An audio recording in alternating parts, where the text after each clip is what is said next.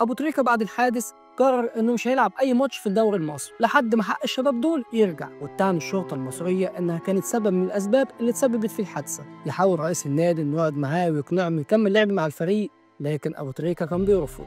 وهنا قرر النادي الاهلي انه يعاقبه، اتخصم له 500 الف جنيه من مرتبه، واتشالت منه شرط القياده، واتمنع انه يمسك اي منصب اداري في النادي الاهلي مدى الحياه. وكمان النادي راح عرضه للبيع، وبالفعل الراجل يسافر ويلعب في الدوري الاماراتي ويرجع تاني لمصر بعد سنه. المهم نيجي لسنة 2013 وتحصل حادثة كرداسة، لما مجموعة من المسلحين يهجموا على قسم شرطة كرداسة ويفتحوا النار على كل اللي في القسم، ويستشهد وقتها أكتر من 13 ضابط وعسكري. الحكومة وقتها قبضت على منفذ العملية، وكان ما بينهم واحد اسمه طه عبده، عشان بعد الحادثة على طول تنتشر صور لأبو تريكة مع والدة طه عبده لما كان في زيارة ليه عشان يواسيها بعد الحادثة. ده كمان قرر إنه يطلعها عمرة من فلوسه الخاصة. المهم وفي الفترة دي تنتشر تويتر لأبو تريكة كان بيتريق فيها على المشير السيسي، وده بسبب اختلاف المشير عبد الفتاح السيسي مع حزب الحريه والعداله، واللي كان وقتها بيدعموا ابو تريكه، وده سبب احتقان كبير عند كل اللي كان بيدعم المشير السيسي وقتها. المهم نيجي لسنه 2015 وبالتحديد في شهر رمضان، ويتم اغتيال النائب العام هشام بركات عن طريق عربيه مفخخه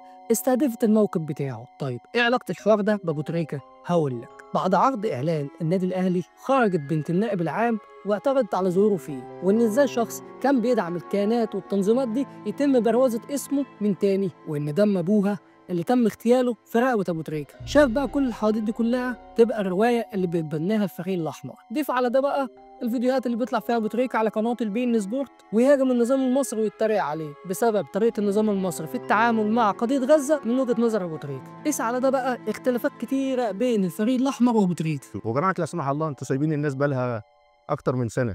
انتوا ايه مستنيين 50,000 شهيد؟ مستنيين ايه؟ ها؟ كنا بنقول لكم في الاول المساعدة، ساعدوا الناس، وصلوا للناس المساعدات. الناس بتموت وتتحرق على الهوا، وانتوا ايه مش موجودين؟